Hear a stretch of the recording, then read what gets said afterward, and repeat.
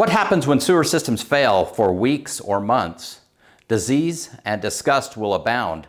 Today we're talking with Joe Jenkins, the author of the Humanure Handbook and also the Compost Toilet Handbook, about a simple, safe solution you can use to keep yourself, your family, and your community safe and healthy.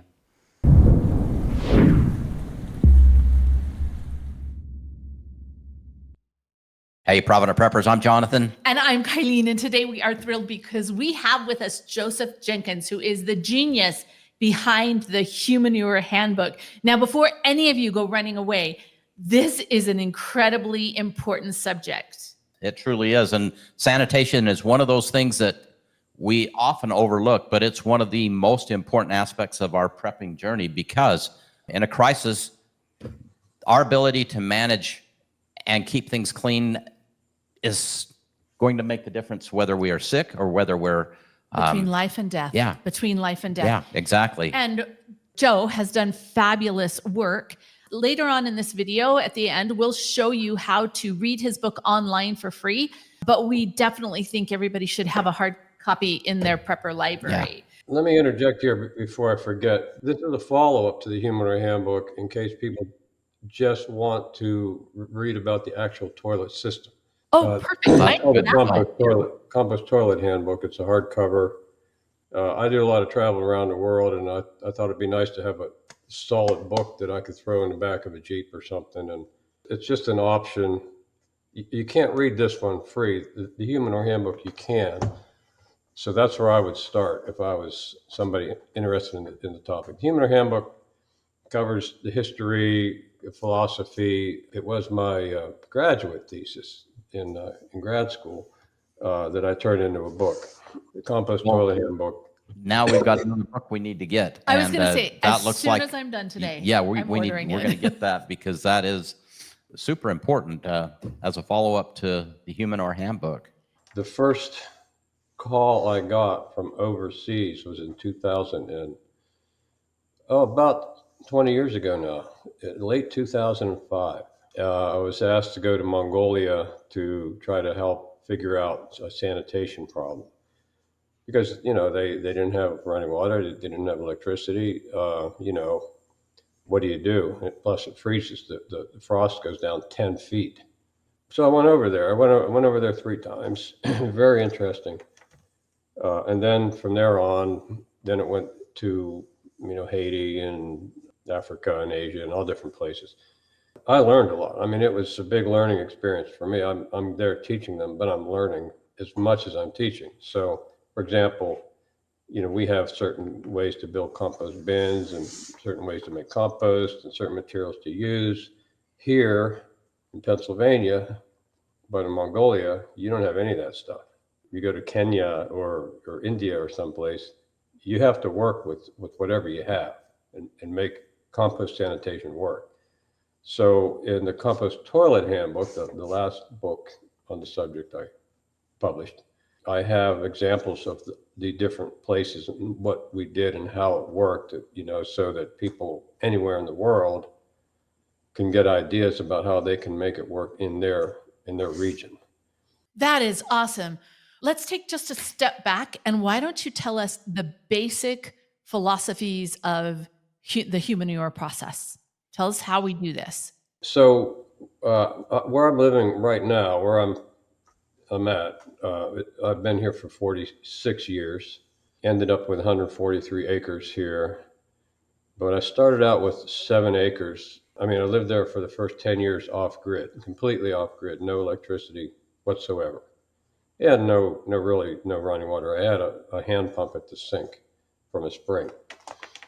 And like I said, I went to grad school and in sustainable systems and built environment, and decided to research my sanitation system, which was a compost-based system. I wanted to learn more about what I was doing, and I thought that would be a good opportunity to use it as a graduate study. 10 years of off-grid, no running water, puts me in a position that's equivalent to billions of people in the world.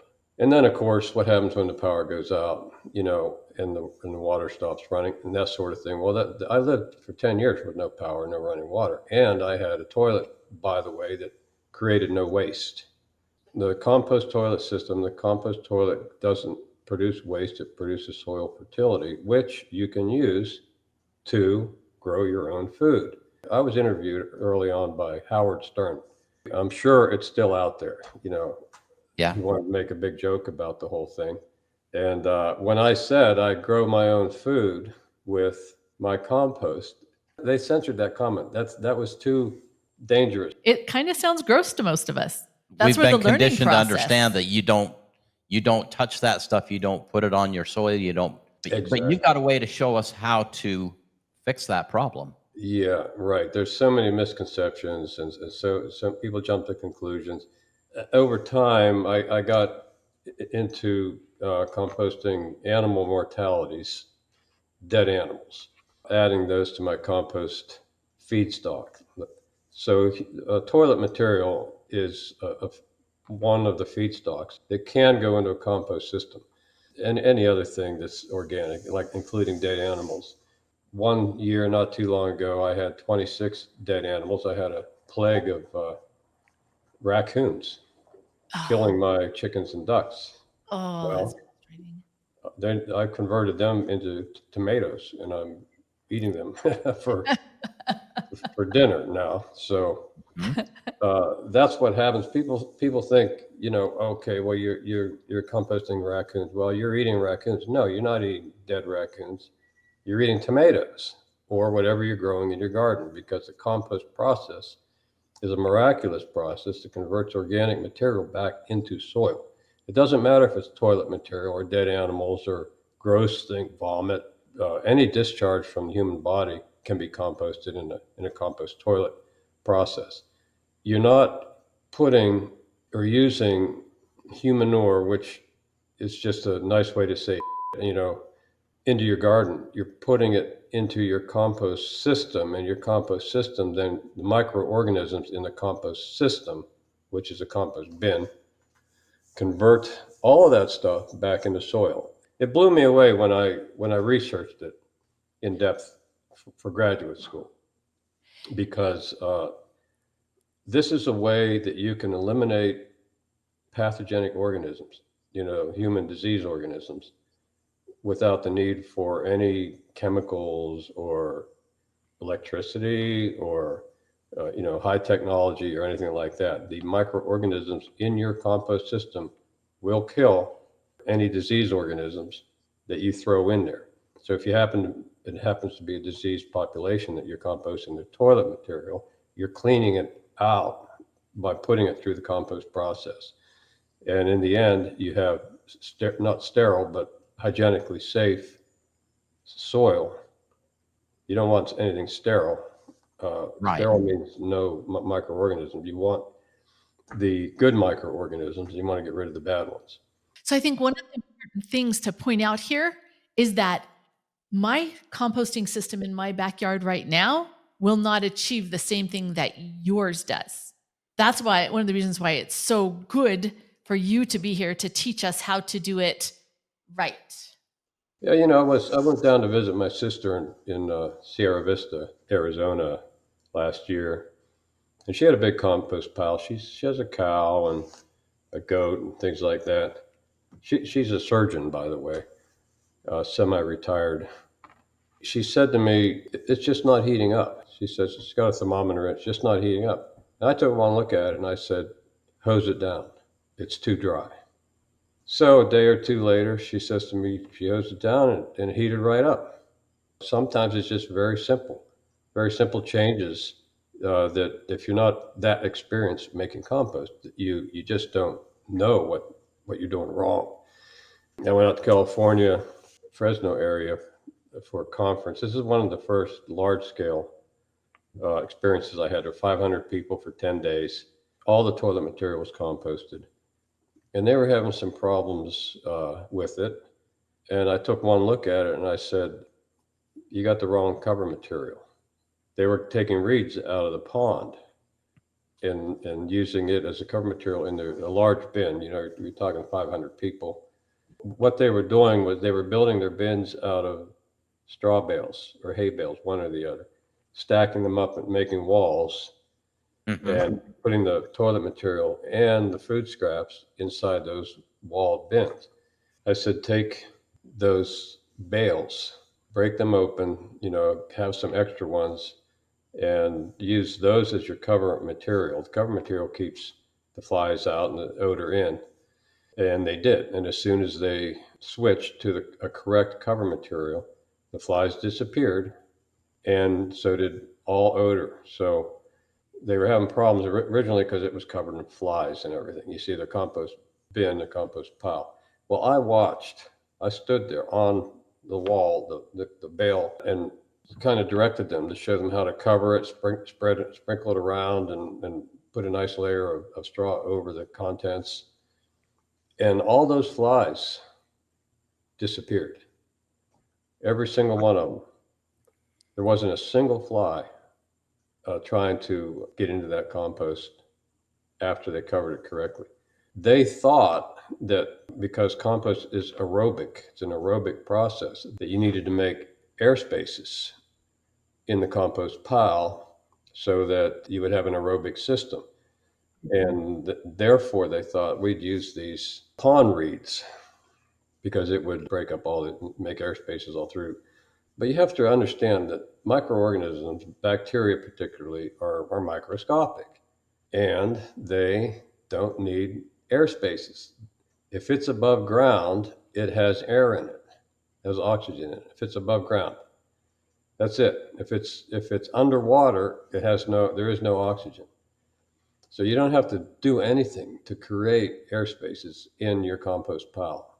Microorganisms live on what's called biofilms. They don't, like I keep telling people, like especially in Africa, I keep telling them, bacteria don't walk, they swim. They don't have legs. They're not like insects. So they live in the biofilms, the wet films on the organic material, and they have access to oxygen because they're not underwater. So forget about trying to poke holes in all this stuff that people think they have to do. And it's little things like that that make it easy for me to analyze somebody else's problems and solve them very quickly, simply because it's almost 50 years now I've been making compost. That is so awesome. So let's talk about your system and how it is different from others. Start at the beginning and tell me how I'm going to build this system so that it will work in my own backyard. How I kind of stumbled upon this, after I got out of college, I moved out to an old farmhouse. It had electricity, but no running water at all. And I had to carry all the water about 100 yards uphill. Of course, when you're young and everything, that's not that big a deal, but I wouldn't be doing it. So we carried all our water and used an outhouse, which is a pit latrine. This is what people use around the world, a step up from open defecation, which is where you just go outside and squat. And a lot of people practice open defecation around the world. That's how diseases are spread. That's how water is polluted, everything else. By the way, that's pit latrines and outhouses do the same thing. They pollute water. They breed flies like by the millions and so on. I was only there at that place for about a year and a half, and I moved to another stone cabin with no electricity, no running water. The fellow who built the cabin, I finished the construction of it for him in exchange for a year's rent. He had put in a concrete box. This is a one-room cabin with a concrete box against the wall, and that was supposed to be the compost toilet. You were supposed to do your business inside this concrete box. Well, this wasn't a very big cabin, and the idea of using a space inside the building as a toilet didn't make a lot of sense to me. So what I did was I just put a 5-gallon bucket in the box, and we used that as a toilet. But at the old farmhouse that I lived in prior, which was on 211 acres, it had a giant pile of sawdust in the woods. Right down by the spring where I had to carry the water up from, there was a pile of sawdust from when they timbered it 15 years prior. So this sawdust was pretty well broken down. And I thought, well, we're going to use this toilet. Let's try covering the contents with this sawdust to see what happens. Well, it completely blocked the odor. So we're using 5-gallon bucket in a concrete box, and every time we use it, we throw this sawdust that we got from the old farm, and it completely blocked the odor, completely. So we could have that toilet right there in that little stone cabin and not have any odor whatsoever. So it was, but then what do you do with it after that? When the containers get full, but I just took it around behind the cabin and dumped it in a pile. That's, the very beginning of the compost toilet system that I ended up developing. And then what happened was my significant other at the time, we decided we were going to leave the country. We went to Belize, so we were going to homestead down there. Of course, we changed our mind. But we left that stone cabin and we left that pile of compost behind. And it just, it was compost because we added the sawdust. That was the trick. That was the key, which I wasn't aware of. I was just putting it over because it was available and it worked. But that stuff composted down, and the property owners there used all that compost to plant blueberries. So there wasn't any waste or pollution or anything like that. So that's the basic premise behind a compost toilet system, is you have to have a carbon bearing cover material, which here in Pennsylvania, sawdust is easy to get, raw sawdust from sawmills. Cover material is key. It's just like a flush toilet. The water is key to a flush toilet. If you don't have water, you don't have a flush toilet. If you don't have a carbon-based cover material, you don't have a compost toilet. You can have a dry toilet, which a lot of people call composting toilets, but they don't compost. Compost is a biological process that produces internal biological heat. So if somebody didn't have sawdust, what would other materials that you might use? I researched. I didn't turn it in as a graduate thesis. I published it because I wanted to learn how to self-publish, and I thought nobody'd ever read it. Who's going to read about composting your own crap, really? But I was wrong, and it's been translated, the book, into 20 different languages now, and it's got me around the world. And so you go to Mongolia, right? There's no trees. There's no shrubs. There's no bushes. It's just grass. It's just grassland. What do you use for cover material? You go to, for example, recently Nicaragua, a whole community, open defecation. What do you use for cover material? Cover material is key. It's important. It turns out here in Pennsylvania, we have woodlands and we have sawdust. Most of the tropical world produces sugarcane. In sugar cane, they produce it for sugar. The whole world is covered with people who are sugar addicts. And then, of course, they use sugar for a lot of fermentation processes, including rum, for example. Sugar cane, you ferment that, then you distill it down and you have rum. So there's this huge amount of what's called bagasse, sugarcane bagasse, mountains of it, that is perfect for compost toilets. Sugarcane bagasse contains residual sugars. The bacteria love it. It completely blocks the odor, and it makes beautiful compost. Rice husks in Asia. When I go to any place in the world to try to help people set up compost toilet systems, first thing I do is I survey what's available for cover material. And that includes a survey of local industry. For example, in Mongolia, they produce a lot of wool, and they make rugs. It's a big industry over there. And every day this one rug factory that I went to, every day they hauled away a 10-ton dump truck load of scrap wool. And when they clean the wool, if there's manure on it and stuff like that, they throw it aside. And they were paying every day to have somebody haul it away and dump it in a landfill. They would pay us every day to take it and compost with it.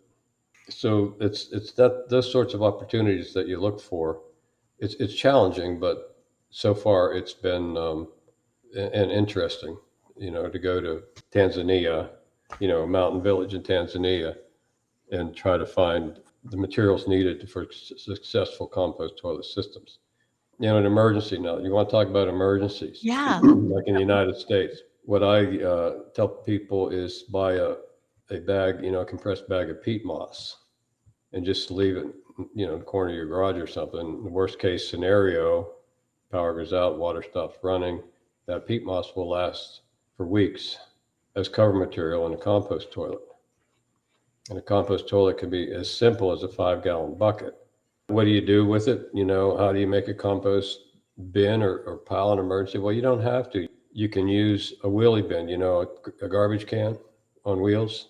You can put all the material in a wheelie bin, and it will take quite some time to fill one of those. So imagine you're using a 5-gallon container. I don't like to call them buckets because a bucket toilet is a thing in the sanitation world, and they're frowned upon.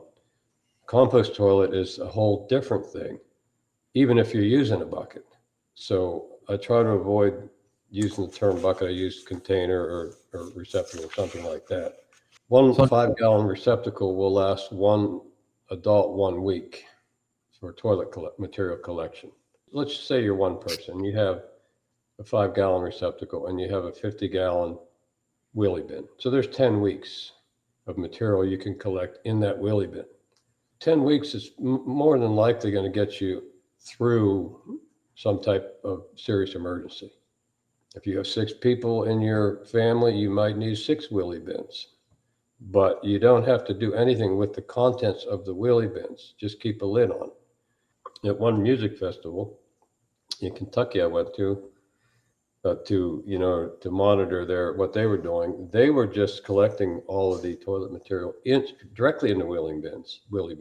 They had wheelie bins underneath their toilet building, and once they filled, they wheeled them out up against the fence line and filled up another one. And they just left them like that. And a year later, they were still sitting there in the wheelie bins. They didn't do anything with them.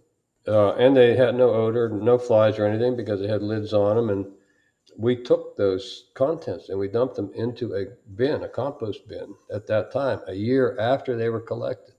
So in an emergency scenario, you can do something like that, or the municipality or whoever can come around and collect those wheelie bins and compost them for you if you're in a situation where you can't have your own compost bins. So the object is, in an emergency, make sure all toilet material is collected in a manner that it doesn't pollute the environment. Cover it as you're collecting it with a carbon-based material, which could be peat moss or sawdust, or just go out and scrape up leaves off the ground. Could you use shredded paper or shredded cardboard? I've had people write to me say they shred their junk mail and use it. There's certain characteristics of the cover material that make it more likely to be successful, and one of them is accessibility to the bacteria. So people like to use, say, wood chips. Well, forget wood chips. Wood chips aren't going to work. Bacteria aren't going to eat a wood chip. Because they're too big? Too big, too thick, take too long to break down.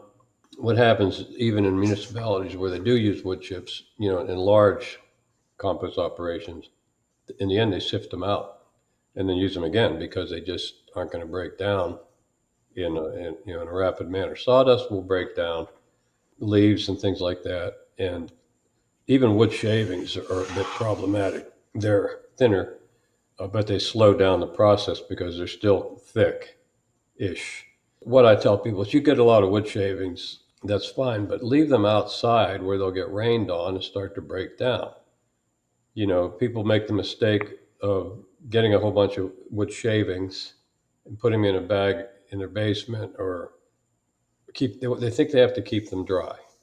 Well, it's exactly the opposite. You want them to start decomposing. You want them to be biologically active. All you have to do is leave them outside. If you have them in a garbage can or a bin, poke holes in it so it'll drain, and let them get rained on. Maybe water them down once in a while, just so they start to break down, and then use them as your cover material. Sawdust, when you're using it as a cover material in the container, it blocks the odor. It's called a biofilter. And these are well known in the compost industry. Whenever you have compost material, which smells bad, and most of it does, rotting food smells terrible. If you cover it with a biofilter, which would be sawdust, for example, or old compost, it blocks the odor. And one of the reasons it blocks the odor is because it doesn't let any air permeate out. If air permeates out, odor permeates out, flies are attracted to it. The way you ensure that air doesn't permeate out is if the cover material has a degree of moisture. Well, I had a guy, for example, he was using dry wood shavings as a cover material. He says it wasn't really blocking the odor that like he thought it would. And actually kiln dried sawdust is the same thing. I said, just take a bottle, with a mister on it, a squirt bottle. And after you put the sawdust in, just squirt it down inside the compost toilet. Just give it some moisture. That you don't want your cover material to be bone dry. You want it to have some moisture that stops the odors, that makes it an effective biofilter. And so as soon as you say grind up paper or cardboard, that's the first thing I think. Is it going to be too dry to be an effective biofilter? What I would think would be great would be to grind up cardboard and newspaper and mix them with other materials like sawdust or wood shavings or something like that, and get a blend that includes the degree of moisture. And maybe someday it'll come to that where we humans decide composting our bodily excretions is a good idea, and we'll develop the whole process further by creating cover materials that you could actually just buy in sacks like peat moss. One question I had was, can that cover material be reused? Can you cover and then scrape that off, use it again, or do you need those layers in there to? They're part of the ingredients to the feedstock. Okay. So, but when you're doing your big compost bin outside, that you take your bucket and you dump it in there, that's the one. Is that the one where you're spreading it back? You're dumping it on, and then you take the cover and you put it back on? Yes. Okay. That's where you're using it. One important thing to take into consideration is compost pile is like a goat. You have to feed it. It's like an animal tethered up in your backyard. You have to think of it as a living thing. It's billions and trillions of microorganisms in there relying on you to feed them. When you feed your compost pile, it's a misunderstanding to think you're going to put things on your pile. You want to have a tool, a shovel, a fork, something out there, so that you dig a hole in your pile and put everything in that hole. So you're putting things in your pile, not on. You never put anything on, you're putting it in. And then you're pulling the existing compost over the new deposits, and then the cover material over top of that. So Okay. the cover material, you're spreading it, then you're digging into the compost, then you're putting your new organic material in there, then you're pulling the compost back, and then you're pulling the cover material back over. In the process, some of that cover material gets incorporated into the compost. Mm-hmm. So you want to have more of the cover material handy to sprinkle over so you have a clean layer on the top at all times. And I think I remember in your book reading, if you can smell it, you're doing it wrong. Exactly. You need more cover material. Exactly. So let's talk a little bit about our thermometer, how important it is, and how to know that we are not breeding disease and spreading that by composting our waste, our human excrements. Humanure, I had to come up with a word that yeah. I was laying in bed when I was writing the book. The working title was the book. So I still actually have the original cover, but I thought, I'm never going to be able to advertise it or anything like that. I got to come up with another word. So Humanure is what came to mind, and it's what I've been using ever since. And so you're not going to be spreading any diseases by composting your organic material, even if you just put it in the compost bin without a thermometer and just leave it, keep it covered so there's no odor, no flies. It'll just turn back into back in the soil sooner or later. I had a neighbor actually who, he was a, I don't know, minimalist, I guess you'd call him. He would just use a 5-gallon bucket and dump it in a pile outside. Basically it's everything wrong. And then he moved and left it there. And that pile, I went back a couple years later to see what happened to that. It was covered with plants. Yeah. It was just a big pile with plants all over. So that's what happened to that. The thermometer is an important tool, though. I recommend having them because it lets you know what's going on inside the pile. The temperatures are a good gauge of biological activity. And what temperature are we looking for? My preference is 120 degrees Fahrenheit, but anywhere between 110 100, up to 155 is the hottest I've had mine. In tropical climates, I've had temperatures higher than 155. But 120 degrees, according to the scientific literature, 120 degrees Fahrenheit, which is about 55 centigrade, will eliminate all human pathogens in 24 hours.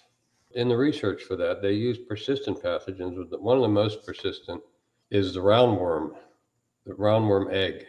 It's microscopic. And this is an intestinal parasite. It's spread by fecal contamination of the environment. It gets into the people's food and in their fingers, and they eat it, and then they get infected, and then they keep spreading the roundworm.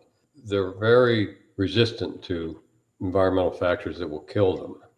They're hardy little buggers. 24 hours at 120 degrees, and they're dead. If it's not 120 degrees, say it's 110, it might take a week, you see. Your compost pile, what I recommend, once you've built it, that means you keep adding to your bin until it's full. And you can add a lot. In my whole time here with the family, I'm talking raising six kids, our bin is roughly a cubic meter, maybe a little bit bigger than that. It takes a year to fill it. And then you leave it for another year. You leave it sit for a year. So if you're hitting 120 at any point during that process, you can be pretty certain that the pathogens are being eliminated rapidly. When I dumped a bunch of dead animals, not at the same time, but I have these videos on YouTube. You can see me putting big raccoons and stuff like that in my compost. And then a year later, digging that compost up and showing you what it looks like. 26 dead animals in a compost bin, roughly a little bigger than a cubic meter. And then a year later, digging it all out and videotaping it to show you what was left. That compost heated up pretty good. I think it went up to 140. And boy, I'll tell you what, you talk about rank odors. Rotting carcasses are horrible. Horrible. Mm-hmm. Yeah, they're bad. And I'll tell you what the most effective cover material was for those dead animals to control that odor: toilet material. Oh, interesting. Okay. Throw Interesting. the animals in, dump your toilet material on top of them, and then put your regular cover material over that, and it worked like a charm. When I dug that pile out, I could take all the any bits of fur or anything like that might have been left, and they wouldn't have filled a quart jar. Wow. Very interesting. So the bones, how about the bones? Do they? All the bones completely disappeared except some of the skulls. I don't know what it is about the skulls. They, you could find skulls and they would be full of dirt and, maybe earthworms, stuff like that. There's no tissue of any kind. One of the animals was that I composted was our collie, our full-grown collie dog that died of old age. There was practically nothing left. So this is just so important because I do believe, I'm an optimist, but I do believe we are going to have some severe challenges. Like I said, I've come to believe that sanitation is our biggest threat that we face. I would like to see Robert F. Kennedy Jr. get interested in this because he and his entire group, the MAHA group, Make America Healthy Again, admit that the key to health is good food, and the key to good food is good soil. So the health of the soil is very important, and hardly anybody says that or even understands that. When you're using organic material to maintain your soil fertility, you're maintaining healthy soil and then therefore healthy communities. Say you're in Seattle or you're in Pittsburgh or someplace. You think, this sounds nuts. But you go out of the flush toilet culture into another country and they don't think it's nuts. It's been very satisfying to me to work in other countries that are not based on flush toilet systems because they're very open to this whole concept. One of the things they say to me all the time, we didn't know you could do this. We never knew this was a thing. This was, this existed. When I was in India, I think it was 2019, it dawned on me that there was a time in human history when people didn't know they could sprout seeds. And think about it for a minute. That's crazy, huh? People didn't know that they could sprout seeds and they could control germination of plants. Somebody figured it out. Somebody went around and said, hey, look, you don't have to hunt and gather all the time. You could gather these seeds, save them, and sprout them in the spring and grow your own stuff. The whole agricultural revolution was only, 10,000 years old or something like that. What happened the other hundreds of thousands of years before that, So when I tell people you can compost your toilet material and every other thing, really, but toilet material is critical because it provides the moisture and the nitrogen. And they're like, well, we didn't know you could do this. Well, it's like being back 10,000 years telling people you can sprout seeds. Right. It's a learning process that we all need to experience. And I guess sometimes I'm just too spoiled. I figured everybody used water toilets. And in fact, you're saying, 4% of the world or less? 3 billion people don't have toilets at all, let alone, pit latrines and all the other things that don't require or don't use water that create a lot of pollution. So this has been an education for me. Can we take just a minute and talk about, I know we're going to get a lot of people excited about this because this is wonderful information and it's critical to our health and safety, especially as preppers, but for our world. Tell us what people would need to acquire, because right now would be the time to do that. Right now is the time to get what you need in place. And I don't think it's an extensive list, but tell us what our audience can do, just a list of materials and thought processes to be able to make this happen in a crisis. The easiest, simplest, fastest thing you could do is get a couple of wheelie bins with lids, get a couple bales of peat moss, put them inside the wheelie bins, have a few 5-gallon buckets. Now, you can actually get 5-gallon buckets that have snap-on toilet seats. I show those in the Compost Toilet Handbook. Yeah, here's a picture. You see that?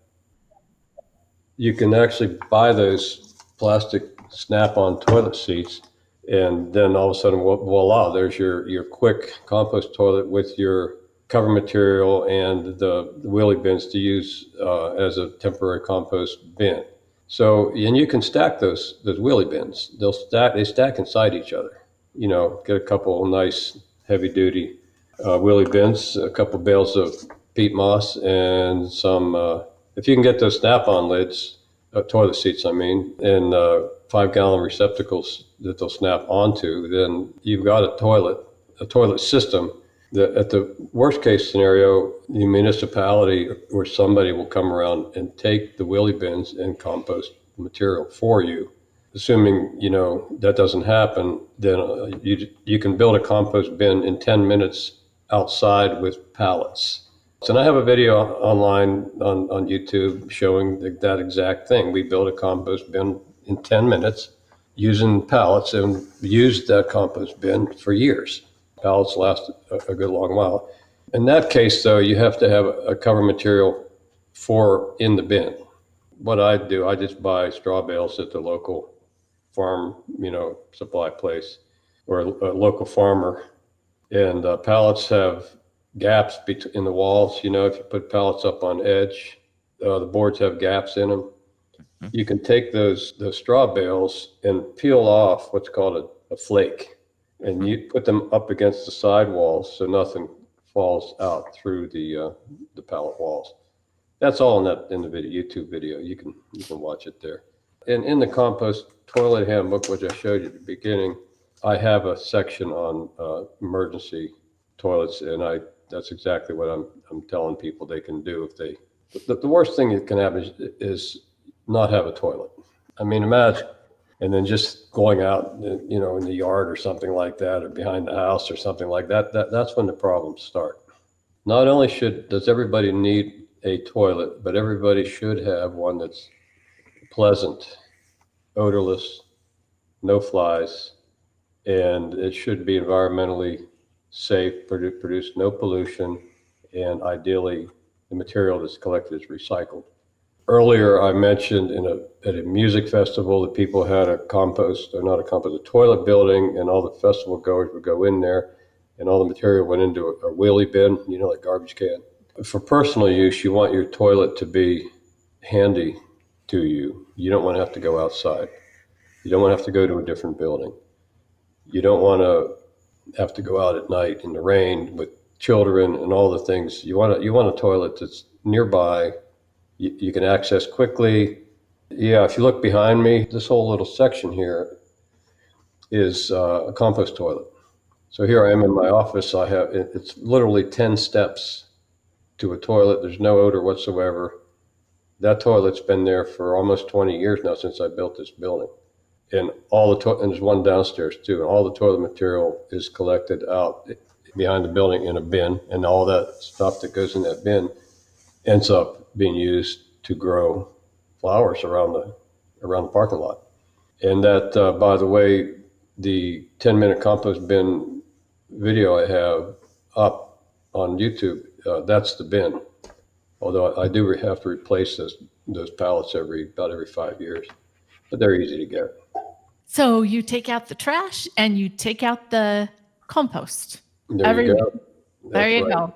And you can compost all of your organic material, your banana peels, apple cores, coffee grounds, tea bags, the strings, tags, everything. Just throw them in. Bones, meat, all the stuff they tell you can't compost, you can compost. Make sure you're adding your toilet material, and make sure you're using cover material, and make sure you're putting it all into a bin. So that's all explained in the Humanure Handbook and the Compost Toilet Handbooks. And if you're in the Congo, you can make your bins out of bamboo. There's pictures of that. So that's awesome. Joe, thank you so much for joining us. Thank you. You have a wealth of knowledge that most of us don't even want to think about. Right? Most of us are just missing out on that. So thank you. And for our audience, we highly encourage you to go get the Humanure Handbook and the Compost Toilet Handbook, which as soon as we click off today, I'm going to go get it for mine, because I think that this is really important. We've got to be able to make sure that we're ready for anything that happens. And even in our daily lives, we're doing what we can do to make sure that more of our stuff's not going to the landfill. I'm still going to use a water toilet as long as it's available, but there's a lot of other stuff that I compost. But just remember, you can read the entire Human Handbook for free online. HumanureHandbook.com. Right. Thank you for reminding me that, Joe. And thank you for doing that. Thank you for blessing lives and letting people who can't access it or can't afford it to be able to read it. Now for our audience, the question of the day: what is one step you're going to take this week to make sure you are prepared to take care of your sanitation needs in a crisis? Drop those in the comments. Let's talk about them. This has been wonderful discussion with Joe and such important information. So let's have some further conversation, and thanks for being part of the solution.